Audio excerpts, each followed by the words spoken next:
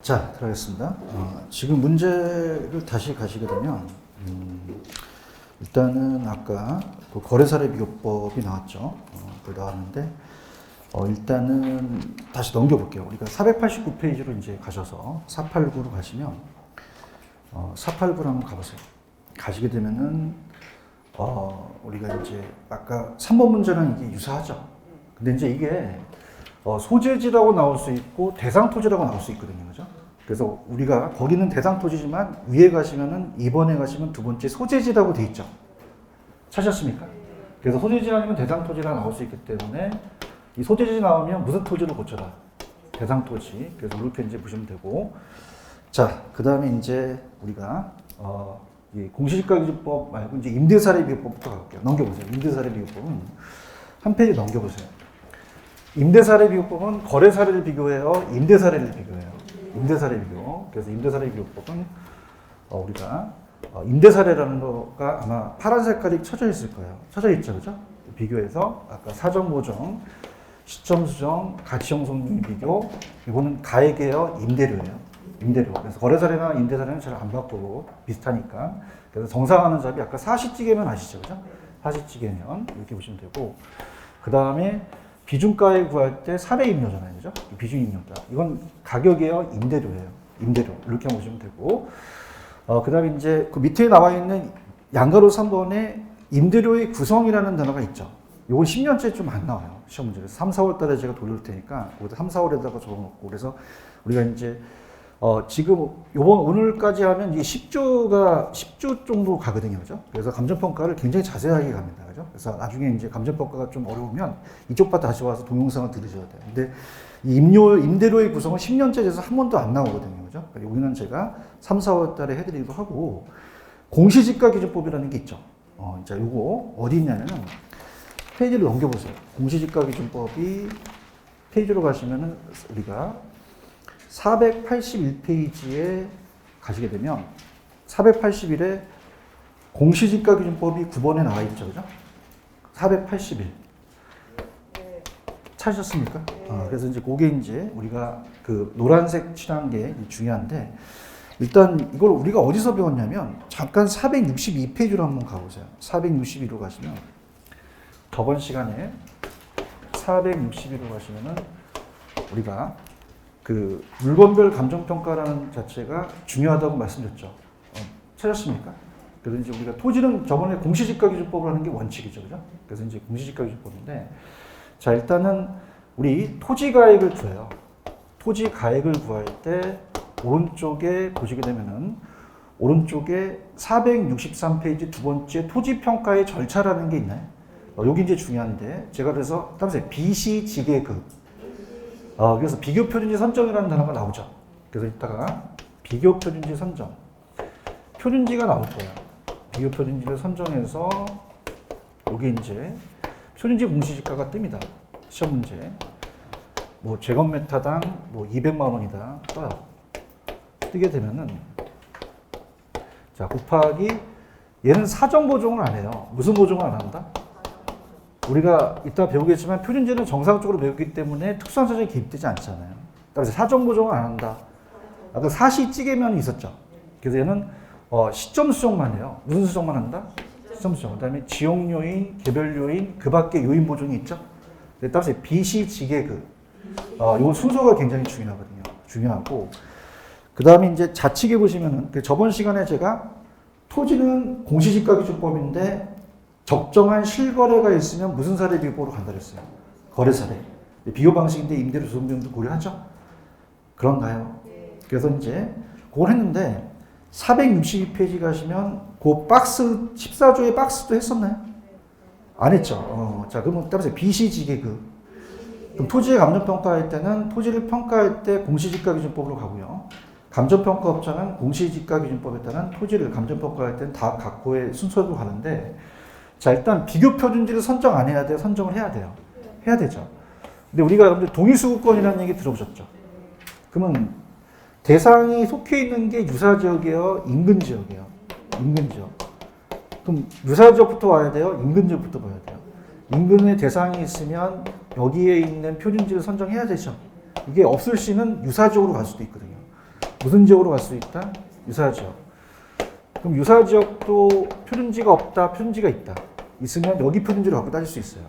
그래서 가볼게요. 그 법조항은 밑에 내용을 본다면 인근 지역에 있는 표준 중에서 대상 토지, 용도 지역, 이용사항, 주변 환경 등 같거나 비슷한 표준지를 선정하는데 다만 인근 지역에 적절한 표준지가 없으면 인근 지역과 유사한 지역 특성을 갖는 도민수권 안에 무슨 지역에서도 선정할 수 있다.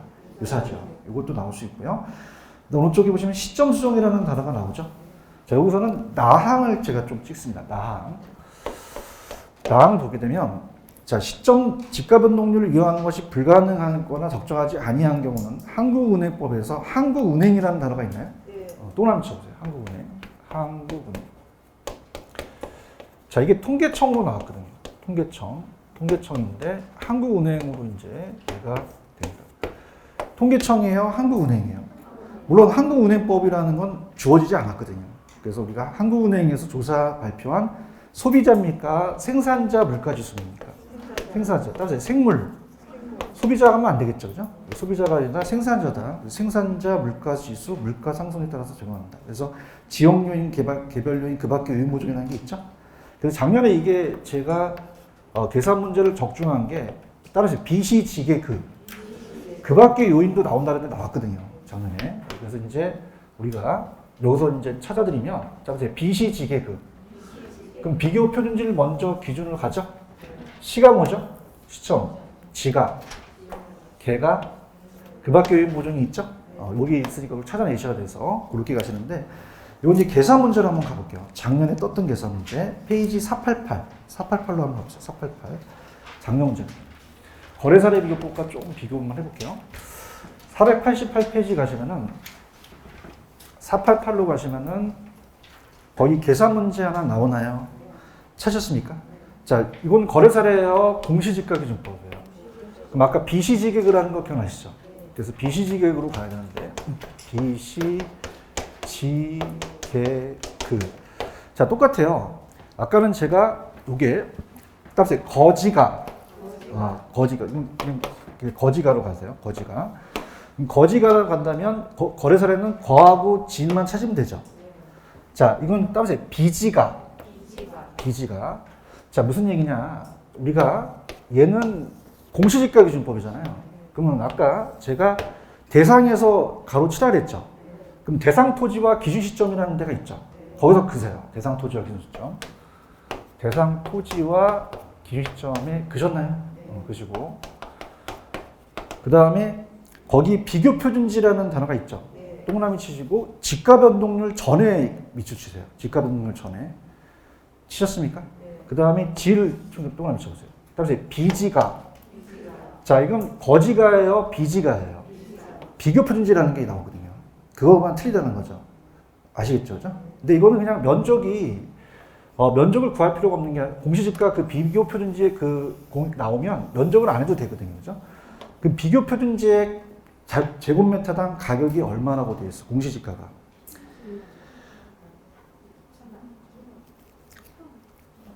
비교 표준지의 기준 공시지가 가격이 1,000만 원. 이걸 못 읽어서 그러시니까 1,000만 원. 자, 찾으셨어요?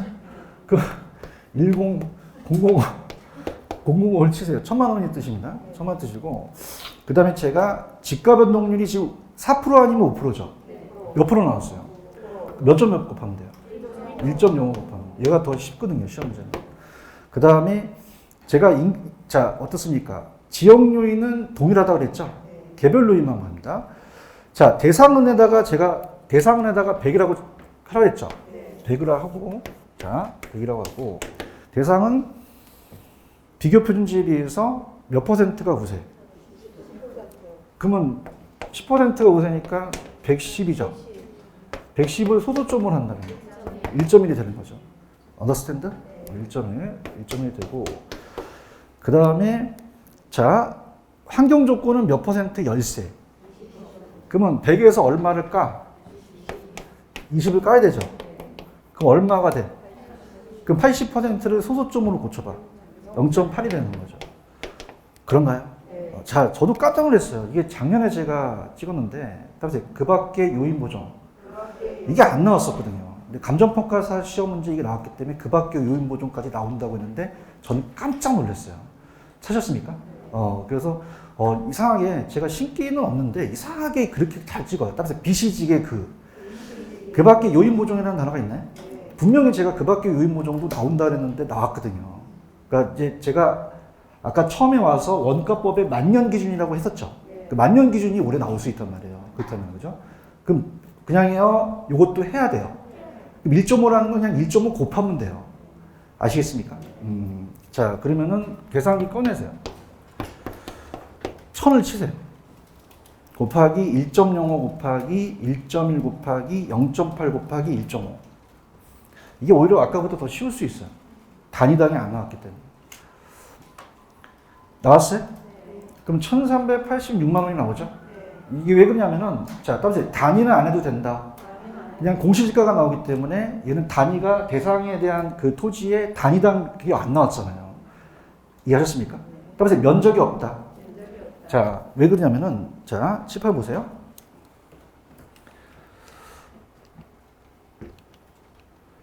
아까 그 유명한 사시찌개면 기억하세요?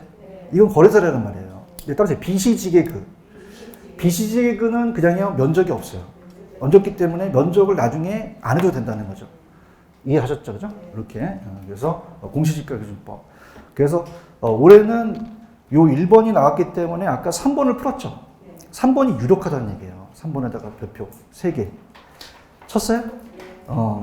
그래서 우리나라는 거래소, 우리 비교 방식을 많이 쓰기 때문에 둘 중에 하나가 뜨거든요. 맨날. 그죠? 이해하셨습니까? 그럼 혹시 내년에 준비하실 분은 내년에 공시지가 나와요. 올해로 끝나는 거래사를 가세요. 아시겠습니까? 근데 이제 이렇게 예측한다는 거는 또 그래라 또 3번에다가 반드시 나온다 그러지 말고 나올 가능성이 높다 그러지. 출제원들은 지네들 마음이지만 데이터가 있거든요. 그죠? 그래서 항상 감정평가랑 공인중개사는 같이 제가 본다면 얘네 지그재그로 돼요. 그죠? 그걸 나한테 벗어날 수가 없어요. 그죠? 이렇게 하는데 만약에 공시지가가 나왔다면 그 놈은 좀 나쁜 놈이에요. 그죠? 분석을 안 했다는 거죠. 그죠? 그래서 그렇게 하니까 보시고 그 다음에 넘겨보세요. 수익하는 법이 가장 어려운 거거든요. 수익하는 법. 491페이지로 한번 가보세요. 얘가 좀 많이 어려워서 일단 이론부터 가고 다음 시간에 제가 또 계산기 쓰는 방법을 가르쳐 드리는데 자, 따라서 수익 방식, 수익 환원법. 그래서 이건 가격을 구하는 건데요. 자, 이렇게 합니다. 저번 시간에 왜 수익 환원법과 수익 분석법이 달랐죠? 했었는데 기억나세요? 수익 환원법은 그냥니까 여기 환원이 들어갑니까? 분석법은요? 분석이 들어가잖아요. 그러니까 얘와 얘를 바꿔낼 수 있다는 거죠. 얘는 가격이고 얘는 임대료라는 얘기예요. 아시겠죠? 그죠? 우리가 이 순수익은 현재 생겨요? 장래 생겨요? 장래 동남이. 저 지금 491페이지 하고 있어요. 찾았습니까? 파란 색깔이 쳐져 있어요. 노란 색깔이. 찾았죠? 그죠? 장래 순수익이고 자, 순수익이라는 자체가 있고 미래 현금을 의미하는데 자, 요 순수익은 매년 수익이 똑같다는 얘기예요. 그래서 따보세요. 환원한다. 자, 수익은 현재 생깁니까? 장래 생깁니까? 할인한다는 얘기 많이 들어보시죠? 근데 이건 환원한다고 쓰고 미래 현금은 매년 그 소득이 다르다는 거예요. 이건 따라해보세요. 할인한다. 자, 이건 따보세요. 수익을 가액으로 환원해달라. 그럼 임대료예요? 이건 가액이에요. 가액. 지금 파란 색깔을 잘 보고 계시나요? 그 파란 색깔이 가로쳐서 나올 수 있어요. 그죠? 그래서 첫 번째 그냥이야 장래가 들어가. 순수익 미래연금을 환원하거나 할인하죠. 그래서 임대료야 가액이야. 수익가액을 구한다는 그게 가로쳐서 나올 가능성이 크다는 얘기죠. 아시겠습니까? 그 다음에 장단점으로 가겠는데 자, 이거는 이제 중요한 건 미리 보겠지만 이제 환원율이 중요한데요. 장단점으로 한번 가볼게요. 장단점으로 가면 여러분들 가치와 가격이라는 거 기억나시나요? 네. 평가사는 가격의 전문가예요? 가치의 전문가예요? 가치의 전문가죠. 네. 기억나시죠? 그죠? 그래서 우리가 기억이 안 나실 것 같아서 잠깐 갈게요. 기억이 안 나실 분이 많아요. 마음이 아파요. 436회를 가요. 436으로 가시면 가시게 되면은 가셨어요? 네. 여러분 중개사 따로 오셨어요? 공인중개사 따로 오셨어요? 그럼 여러분들 가치의 전문가예요? 가격의 전문가예요? 프라이스의 전문가예요. 그 실거래가로 여러분들이 거래를 하시면서 그 가격에 대해서의 가거의 값이 중요한 거죠. 맞나? 근데 평가사는 그냥이야 장래가 중요했어. 장래가 중요했죠. 그렇죠. 그러면 우리가 장래에 여기가 전철이 뚫릴 것이다. 그러면 그냥이야 이 가격이 변한단 말이에요. 그러니까 장래익을 현재 가치로 매기는 게 수입 방식이라는 거죠. 그러니까 수입 방식을 가장 부동산 방식이 가장 본질적인 부합되는 방식이에요. 그죠? 그래서 선진국에서는 수입 방식을 많이 써요. 무슨 방식을 많이 쓴다? 근데 우리나라는 비교 방식을 많이 씁니다. 그래서 다시 간다면 앞으로 뒤로 가볼게요. 뒤로 가시면은 페이지 가셔서 491페이지 다시 오시면 491페이지에 장단점이 있죠. 장점은 수익환원법은 그냥입니까? 우리 평가사는 장래가 중요합니까? 장래에 기대되는 편익이 있죠. 편익을 금정적이 됐든 비금정이 현재 가치로 갖고 있기 때문에 부동산 가치의 본질에 가장 부합하다는 얘기죠. 수입 방식이 가장 가치의 본질에 가장 부합한 건 무슨 방식이다? 수입 방식. 그래서 가장 이론적이고 논리적이고 합리적이에요. 평가사의 주관이 개입될 여지가 적고요. 자, 임대형 부동산과 기업용 부동산, 수익성 부동산이라고 되어 있죠. 보통 우리 학원 건물 근처는 그냥입니까? 다 임대료가 나오니까. 임대료 부동산이에요. 근데 삼성 사업 같은 건 기업용인데 기업용보다 임대형 부동산을 많이 평가를 해요. 그렇게 보시면 되고, 단점은요. 저번에 제가 부산시청은 부산에 여러 개 있어요. 딱 하나밖에 없어요. 거래되지 못하죠. 그럼 비교 방식으로 쓸 수 없다는 거죠. 수익이 생깁니까? 안 생깁니까? 원가 방식으로 가야 돼요. 그러면 수익성을 근거로 하기 때문에 우리 주거용이나 공공용 부동산은 수익이 있다 없다? 파악하기가 어렵죠. 비수익성 부동산에 적용하기가 어렵고, 그러니까 넘기시면은 동그라미 2번에 가시게 되면은 수익이 유사한 경우는 부동산의 신고에 따른 가격 차이가 없어진다. 자, 신은 새로운 거, 구는 오래된 건데 제가 똑같은 물건이라면 오래된 거 줄까요? 새 거 줄까요? 뭐 달라고 하겠어요? 새 거 달라고 하죠. 근데 오래된 것도 수익이 많이 나오면 장땡이라는 얘기예요. 그럼 신고의 구별이 안 난다는 거죠. 요새 또 신고에 따라 조정을 하는데 참고하시고, 순수익은 그냥 1번만 가져가세요. 순수익은 총수익에서 총비용을 빼죠. 그래서 밑에 양가로 3번에 보시면 순수익 산정 방법이라는 게 있나요? 자, 대상에서 직접 구하면 무슨 법이에요? 유사부동산에서 가져오면 간접법이죠. 잔여법이라는 게 나오죠. 잔여법도 요즘은 잘 출제가 되지 않았는데, 자 볼게요. 잔여법은 이제 순수익을 구하는 게 잔여법이에요. 잔여법은 순수익을 구하는 방법이다. 순수익을 구하는 방법인데, 자 만약에 복합부동산이 있어요. 복합부동산은 뭐와 뭐가 결합된 거예요? 토지하고 건물. 그러면 건물에 대한 복합부동산의 순수익이 1억이다. 그럼 건물의 순수익을 알고 있대요. 그럼 아는 걸 빼면 모르는 게 나올 수 있죠. 그러면 4천만 원을 뺐어요. 그러면 토지에 대한 순수익은 6천만 원이 되죠. 이게 따라서 잔여법. 그럼 전체에서 토지 빼면 건물 나면 건물 잔여법이 되는 거예요. 그래서 지금 잔여법 보고 계십니까? 그 잔여법은 세 번째 우리가 이제 보시면은 건물과 부지와 같은 복합부동산에 있을 때 전체 순수익에서 공제를 하는 거예요. 그럼 토지잔여법은 그냥입니까? 전체에서 건물을 뺐습니까? 그 나머지 토지 수익이 나오죠? 그러면 건물잔여법은 뭐에서 뭘 빼겠어요? 전체에서 토지를 빼면 건물이 나오는 거죠. 아시겠습니까? 이렇게. 아니 그러니까 감정평가 진짜 힘들어 죽겠다. 전체가 얼마야? 순수익이. 건물을 안 돼. 모르는 걸 빼, 아는 걸 빼. 아는 걸 빼면 모르는 게 나오잖아요. 토지가 나오면 토지잔여법이 되고, 전체에서 토지 빼면 건물 나오면 건물잔여법이 되는 거죠. 맞습니까? 자, 따르세요. 합치면 부동산.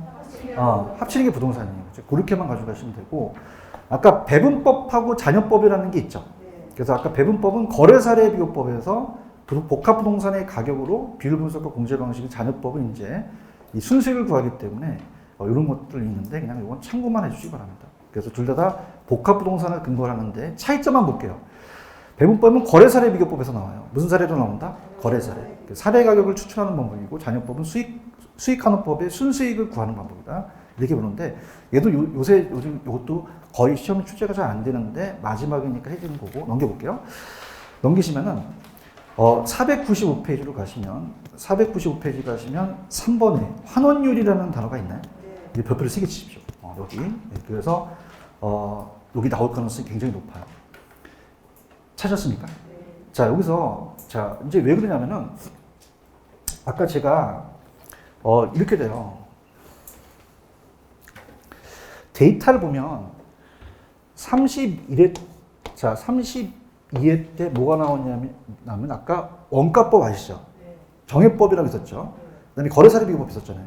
그래서 우리가 얘가 공시지가기준법하고 수익환원법에서 따라서 계산 문제가 나왔고 원가법에서 이론이 나왔거든요. 그래서 올해는 이 환원율에 대한 이론이 나올 가능성이 높아요. 따라서 이론이 나온다. 계산보다는 이론이 나올 가능성이 커요. 적어놓으셨죠, 그죠? 그래서 환원율은 자 그런다. 자 밑에 박스에 나와 있는 것들이 이제 제가 이렇게 옮겨놨는데 여기서 이제 가장 좀 어려운 게 자 하겠습니다. 순영업 소득이라는 얘기 들어보셨어요? 가공기 유용수 들어보셨죠? 그래서 무조건 위에는 순영업 소득으로 가야 돼요. 가야 되고 그 다음에 이제 아까 제가 요 수익 가격은 여기 원래 환원율이었어요. 환원율이었는데 자 가볼게요. 어떻게 되냐? 얘와 얘를 바꿀 수 없어요? 바꿀 수 있어요?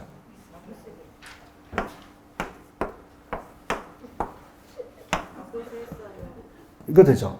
근데 얘와 얘가 바꾸면 된단 말이에요. 그럼 환원율은 가격을 순으로 나누게 된 거죠. 맞죠? 그죠? 이렇게 해서 나올 수 있고요. 그 다음에 이제 요게 이제 중요해요. 이게 자본 수익률, 할인율과 얘가 도출됐다는 게 중요하거든요. 이게 왜 나왔냐? 이렇게 보실 거고요. 그 다음에 여기서에 대한 거는 여기서 일단 설명해 드릴 거예요. 근데 요게 이제 별표 쳐보세요. 요게 이제 가장 유력한데. 자, 이게 이제 자본 수익률 플러스 자본 회수율이라는 게 있죠. 자, 이게 이제 왜 이렇게 나왔느냐? 그 원리를 알아주셔야 되는데, 토지는 상각이 됩니까? 토지는 상각이 안 됩니까? 건물은요? 상각이 되잖아요. 환원율이 다를 수밖에 없어요. 개발하는 일이. 그래서 토지는 상각이 된다, 상각이 안 된다. 건물은요? 상각이 되죠. 그래서 환원율도 다를 수밖에 없죠. 그럼 어떻게 되냐면, 자, 우리가, 자, 약자만 따볼게요. 이게 자본 수익률이라는 뜻이고요. 그 다음에 이건 자본 회수율이라는 뜻입니다. 약자로. 그럼 토지하고 건물이 같을까요? 다를까요? 다를 수밖에 없어요. 그래서 용어 종류가 중요한데, 자, 따라해보세요. 자본 수익률, 자본 회수율이라는 게 있죠. 이 두 단어를 가지고 우리가 어떻게 이제 가겠느냐 들어볼게요. 갑니다. 우리가 이제 만약에 여기다가 1억을 투자했어요. 그래서 우리가 투하 자본이거든요. 투하 자본이면 수익률이 안 나와야 돼요? 수익률이 나와야 돼요? 나와야 되죠. 그럼 수익률이 만약에 10%면 순수익이 1,000만 원이 되겠죠. 순수익이 1,000만 원이 됩니다. 자, 그럼 어떻게 돼요? 우리가 알고 싶은 건 평가사가 가격이거든요. 그죠? 그럼 가격이라는 자체는 자, 이게 넘어갈 수 있잖아요. 그래서 따라서 자본 수익률로 나누게 되거든요. 그죠? 그럼 우리가 순수익을 자본 수익률로 나눌 수 있다는 거죠. 그렇죠? 자본 수익률. 3 곱하기 2는 얼마예요? 6이죠. 6이 올라가죠. 웃지 마시고. 3 그냥입니까? 2로 나눕니까? 나누니까 수익이 내려갔다는 얘기예요. 맞습니까?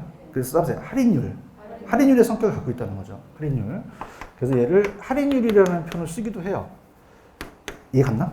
근데 이제 회수율이라는 건 뭐냐면 토지는 상각이 돼요? 상각이 안 돼요? 건물은요? 되니까 건물은 그만큼 상각이 된 것만큼 회수를 해달라는 얘기죠. 자, 토지하고 예금은 자, 어떻습니까? 1억이라는 투하 자본이 들어가도 수익률이 10%다라고 한다면 자본 수익률입니다. 그럼 나중에 예금은 어떻게 돼요? 1억만 줘요? 수익률도 줘요? 그럼 1,100만 원을 받잖아요. 그러니까 1,000만 원에다가. 그런가요? 그럼 우리가 1,000만 원을 받는단 말이에요. 순수익을 두 가지 다 받죠. 그러니까 자본도 회수합니까? 자본도 안전하게 회수한다는 얘기죠. 근데 건물은 그냥 상각이 돼. 상각이 되니까 그걸 고려하라는 얘기예요. 그래서 만약에 건물 같은 경우는 자 1억에서 곱하기 자 10%만 하는 게 아니라 만약에 1억에서 5%가 날라갔대요. 그러면 우리가 9,500만 원을 받은 거죠. 1억이 아니라 회수를. 그러면 1억을 받았어요. 상각이 됐어요. 그러면 그만큼 회수를 해달라는 얘기죠. 그런가요? 자, 그럼 어떻게 됩니까? 자, 5%만큼 이게 상각이 됐으니까 이게 따라해보세요. 자본 회수율. 그럼 5%만큼 더 수익이 나와줘야 된다는 거잖아요. 맞나요? 그래서 상각률을 고려해요. 그러면 우리가 토지 같은 경우는 그냥입니까? 회수율을 고려 안 합니까? 자본 수익률만 고려한다는 거죠. 맞습니까? 얘는 그냥요, 둘 다 고려해야 돼요. 그래서 개별 환원이 다르다는 얘기예요. 이거 이해하셨죠? 그죠? 그래서 우리가 가장 중요한 거는 자, 지금 거기 보시면은 495페이지 환원율의 의라는 단어가 나오나요? 그러면 파란 색깔의 자본 수익률, 할인율, 자본 회수율, 상각률이라는 걸 좀 전에 제가 말씀드렸죠? 그러면은 개별이 똑같아요? 다 달라요? 그럼 종합을 해야겠죠? 이걸 따라서 가중평균한다. 넘겨보세요. 가중평균하는데 토지는 지금 환원율이 몇 프로예요? 5%. 건물은요? 누가 더 환원율이 많을까요? 왜 많을까요? 자, 조용합니다. 자, 할게요. 토지는 상각이 돼야 안 돼요. 그러면 자본 수익률만 갖고 가는 되잖아요. 근데 얘는 그냥입니까? 상각률도 고려합니까? 그러니까 건물이 또 환원율이 크다는 얘기예요. 대답을 해주셔야 돼요, 이거. 맞습니까? 그럼 같다, 다르다. 그럼 가중치가 있잖아요. 가격 구성 비율이 60%, 40%라고 돼 있죠. 이건 꼭 뭐냐면 1억이면 6천만 원, 4천만 원이라는 거죠. 그래서 곱해서 더한다. 더해요. 찾았습니까? 그럼 계산기 꺼내세요. 꺼내셔서 자 지금 토지가 5%죠. 건물이 몇 프로예요? 10%죠. GT 이용하는 거 아시죠? 자, 그럼 어떻게 됩니까? 5%에다가 지금 몇 프로를 곱했어요? 60%잖아요. 그런가요? 그럼 아직 치지 마세요. 치지 마. 내 칠할 때 쳐. 좀 제발. 가만히 있으면 있어. 자, 쳤어요? 아까 그는 건 잘했는데. 자, 그 다음에 10%에다가 몇, 40%죠? 그 다음에 토지는 토지끼리, 건물은 건물끼리. 근데 계산기를 어떻게 돌리냐? GT를 이용하려면, 자, 볼게요. 이제 쳐. 숫자에다가 숫자 곱하기 퍼센트를 해야지만 퍼센트가 나와요. 눌러보세요. 5 곱하기 60%. 숫자가 나올 거예요. 얼마 나왔어요? 3이 나오나? A씨도 지우지 마. 계산기가 A씨. 자, 그러면 다시 10 곱하기 40%를 눌러보세요. 4가 나오나요? 뭘 누르시면 되죠? GT를 이용하면 7%가 나온다는 거죠. 무슨 알겠어요? 좋아하네. 이해하셨죠? 그죠? GT가 굉장히 많이 이용돼요. 아시겠죠? 그죠? 염두해줘요? 계산기가 해줘요. 그래서 토지는 토지끼리, 건물은 건물끼리, 그 다음에 주의하실 게 아까 요건 그냥입니까? 앞에는 퍼센트를 집어야 됩니까? 숫자 곱하기 숫자 퍼센트 하셔야 돼요.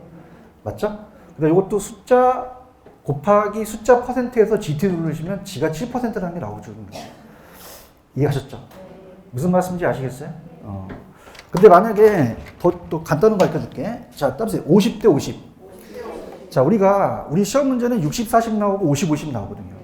그럼 50, 50 나올 때는 자, 따라서 반으로 잘라라. 자, 갑니다. GT 안 쳐도 돼요. 얘의 50%죠. 얘의 몇 %예요? 50%죠. 맞나?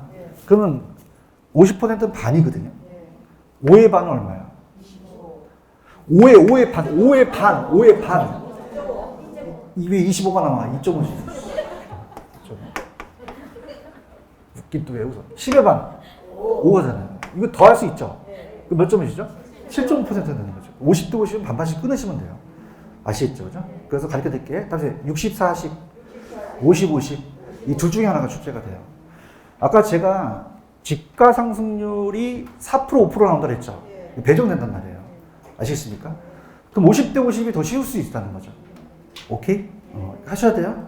그다음에 터지는 터질끼리, 건물은 건물끼리. 곱해서 더한다. GT를 이용하시는 걸 하셔야 빨리 풀 수가 있어요. 아시겠어요? 참고는 제가 4월 달에 해줄게. 이거 시험에 안 나오고 지금 해봤자 못 알아들어, 이건. 거기다 적어도 4월 달에 한다. 거기 참고 있어요, 참고? 거기다 4월이라고 적어, 4월.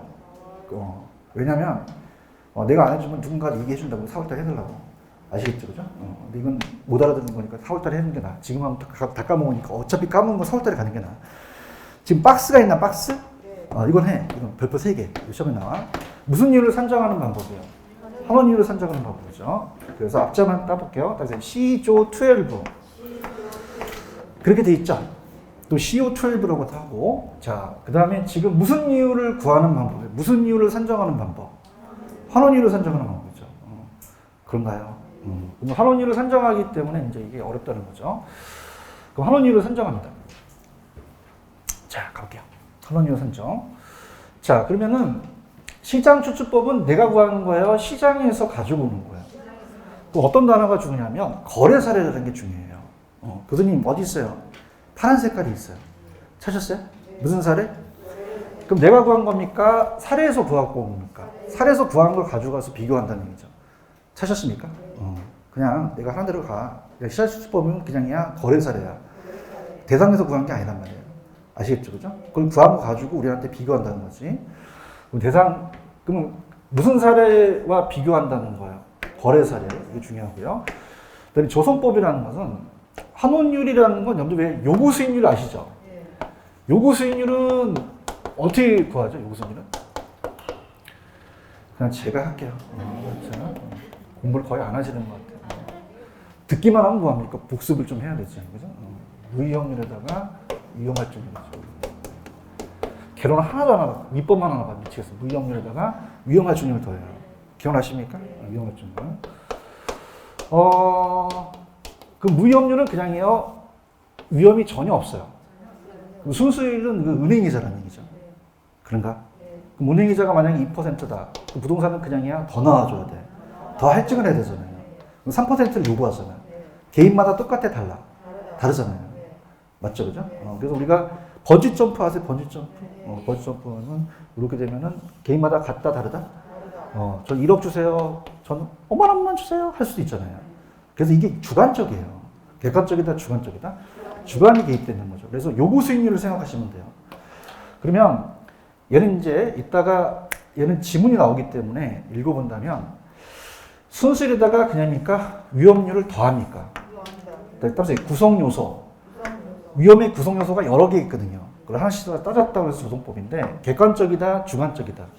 그래서 요즘은 좀 주관적이기 때문에 얘가 아예 폐지됐거든요. 객관적이 아니라. 이해하셨습니까? 그러니까 이런 거예요. 평가사마다 똑같을까요? 다를까요? 달라요. 그래서 굉장히 이게 편법이 될 수도 있거든요. 여러분 보세요.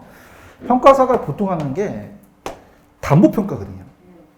그럼 물건의 담보평가를 적게 받는 게 나아요? 많이 받는 게 나아요? 많이 받아야 은행에 돈을 땡기거든요. 맞지? 그러면 그 의뢰하는 사람이 평가사를 그걸 막 펴매겨, 이렇게. 그러면 꼴꼴꼴꼴꼴꼴 맞으면 그냥 가격 올려. 굉장히 주관적이에요. 개인마다. 그래서 이게 아예 폐지되고 삭제돼 버렸어요. 객관적이다, 주관적이다.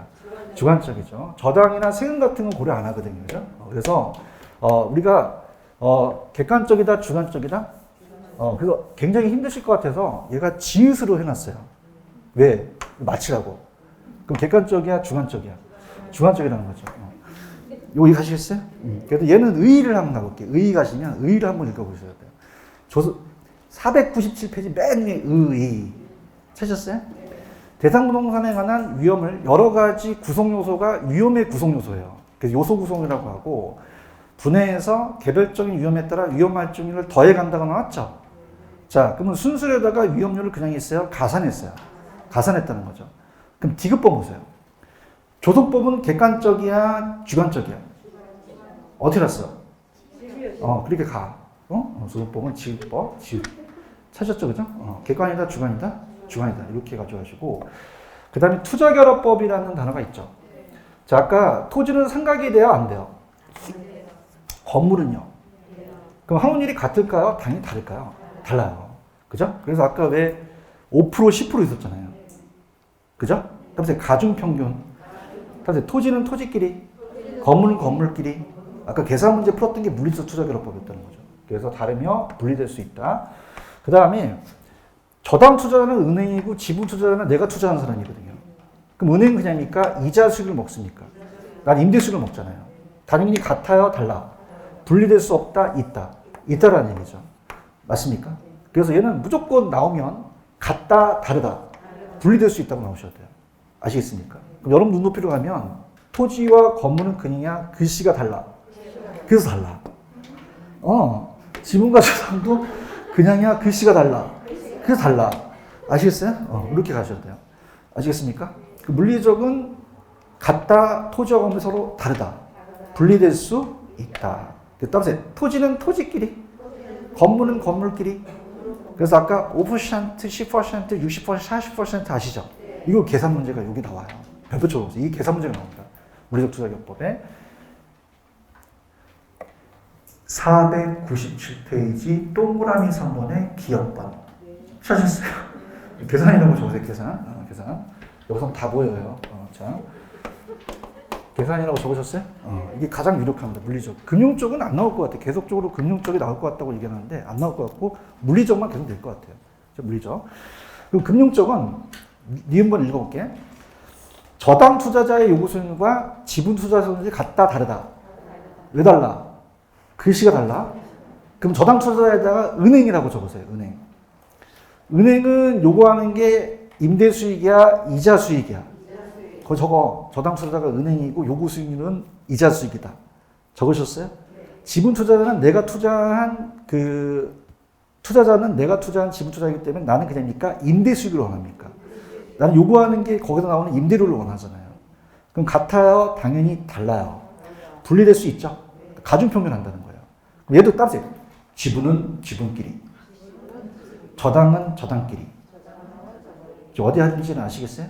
이때 박스 해주잖아요. 지분은 지분끼리, 저당은 저당끼리. 사셨죠? 그죠? 나중에 혹시라도 계산 문제가 나오면 이건 지분끼리 곱하고 저당끼리 곱하면 돼요. 나왔으면 좋겠죠? 나 안 나올 것 같아요. 왜냐면 귀찮기 때문에 그냥 물리적만 해요. 아시겠죠? 그죠? 그러면 지분 찾고 지분 곱하고 저당 찾고 저당 곱하는데 만약에 지분 비율이 70%면 저당 비율이 몇 %겠어요? 30%죠. 그죠? 아시겠습니까? 지분은 내가 투자한 비율이고 대부 비율은 돈을 빌린 비율이 되고 내가 원하는 수익률은 지분 배당률이고 은행이 원하는 건 저당 상수가 되는 거거든요. 아시겠죠? 그다음에 에루드법이라는 애가 있죠. 요거 별표. 에루드법이 이제 감정평가로서 굉장히 큰 업무를 우리가 했어요. 그래서 에루드법이 완전히 감정평가 역사를 우리가 썼는데, 자, 들어가겠습니다. 바야흐로 얘는 1959년에 그걸 발표했습니다. 전과 후가 완전히 다르다는 거죠. 전과 후. 그래서 우리나라에 1992년에 가요계의 돌풍을 느낀 게 서태지와 그건 안 나오고 그 정도로 획기적으로 갔어요. 그래서 우리가 한해 소득이라는 자체는 아까 제가 순수익이라는 거 기억나시죠? 그래서 소득이 같다. 매년 똑같다는 거예요. 그런가요? 근데 소득이 같아요. 달라질 수도 있어요. 미래연금인 거죠. 그래서 얘는 매기간 소득이 다르다는 거죠. 매년 똑같다, 다를 수도 있다. 다를 수 있다는 매기간을 생각한 거고요. 자, 그 다음에 얘네들은 가치 변화를 고려 안 해요. 가치 변화를 고려 안 합니다. 변화를 고려 안 하고. 근데, 자, 부동산 가치가 안 변합니까? 항상 변합니까? 고려해야 되잖아요. 그죠? 그래서 우리가 가치 상승과 가치와 상승, 하락, 가치 상승, 하락분을 고려하는 게 발전된 거죠. 그죠? 그 다음에 얘네들은 돈을 안 빌려요. 따라서 돈을 안 빌린다. 그럼 저당이라는 게 돈 빌린 거죠. 그럼 저당과 지분의 변화를 전혀 고려하지 않는다는 얘기죠. 고려하지 않습니다. 근데 지렛 때 레버리지 아시잖아요. 그럼 저당을 고려 안 해야 돼요? 고려해야 돼요. 고려해야지만 좀 올바른 거라는 얘기죠. 왜냐하면 이게 투자의 얘가 달인이에요. 투자의 달인이에요. 얘가. 투자자. 얘가 지금을 봤으면 완전히 투자자로서 완전히 성공하는데 만약에 1억이다. 그 8천을 빌리고 2천을 내도 갖고 투자했대요. 그럼 그냥입니까? 가치가 상승합니까? 그럼 그만큼 저당에 대한 효과가 있다는 얘기죠. 그래서 우리가 2천만 원이 원금 상환분인데, 자, 그럼 이렇게 볼게요.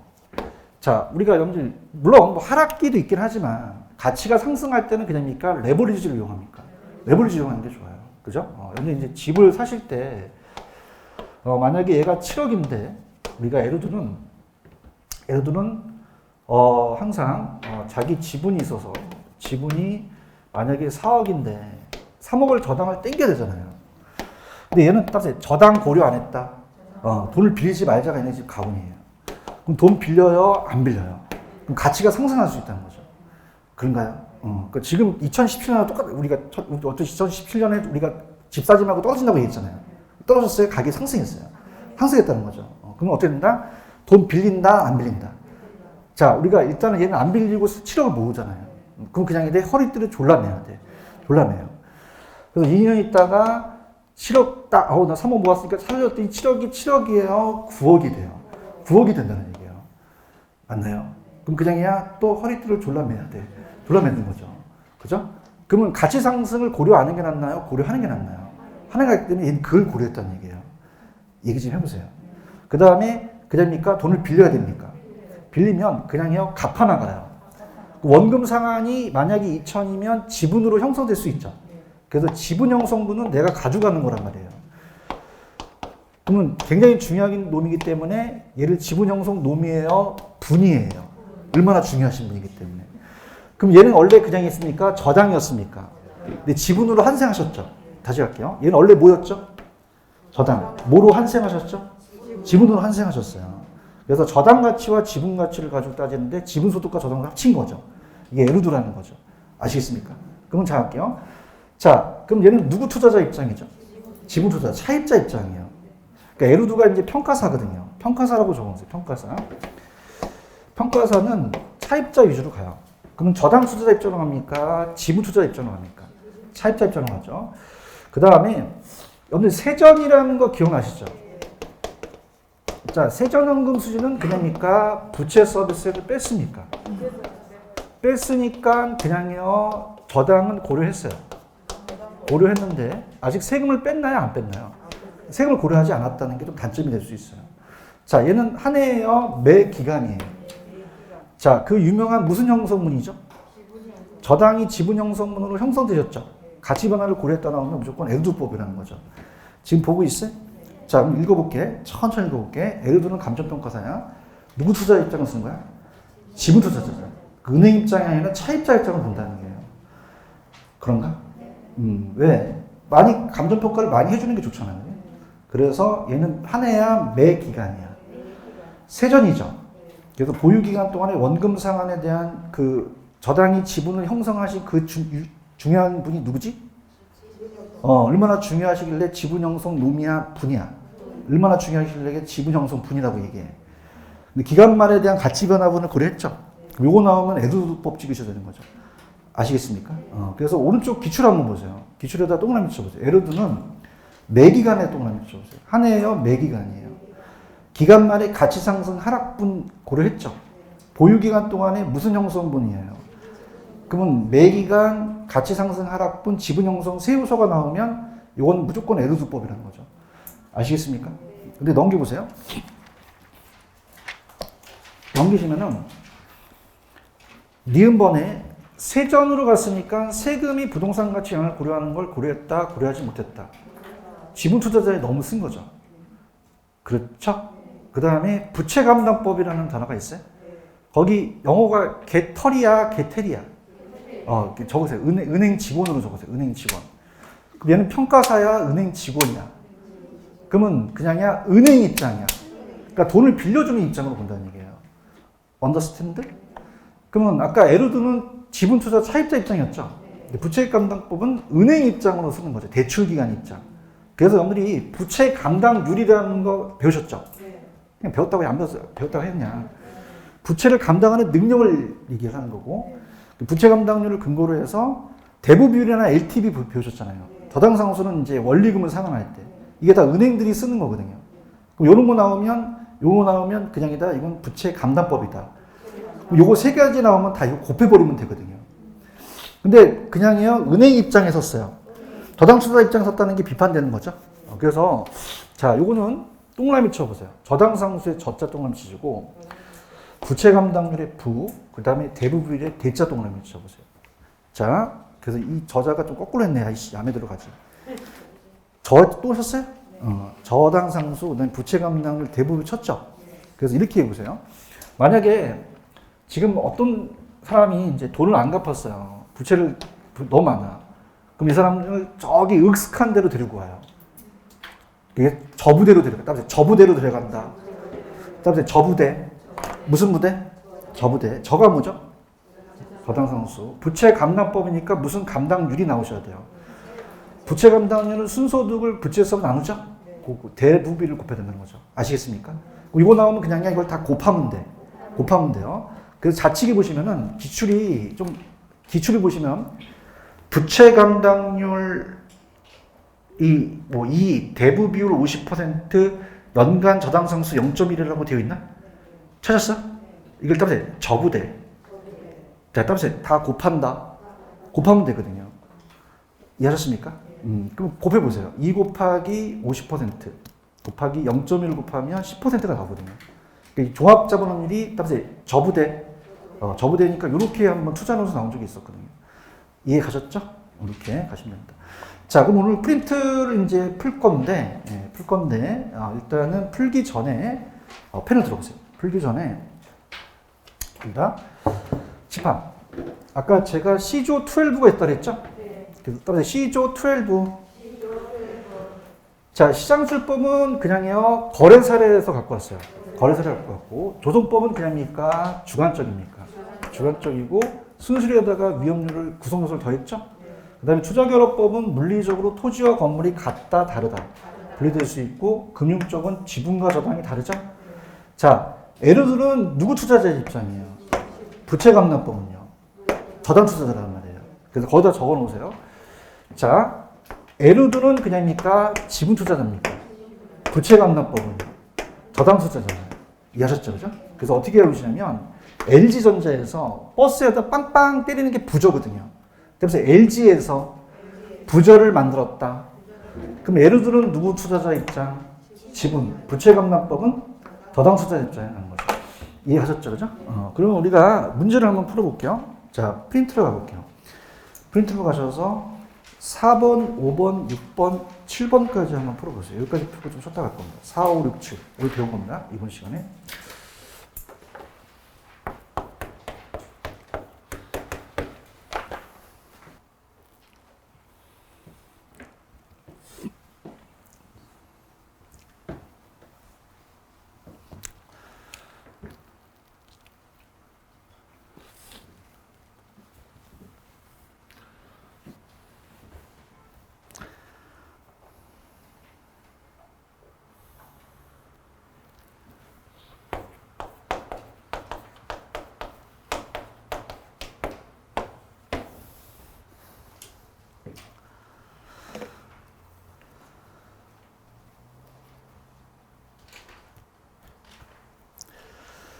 자, 4번.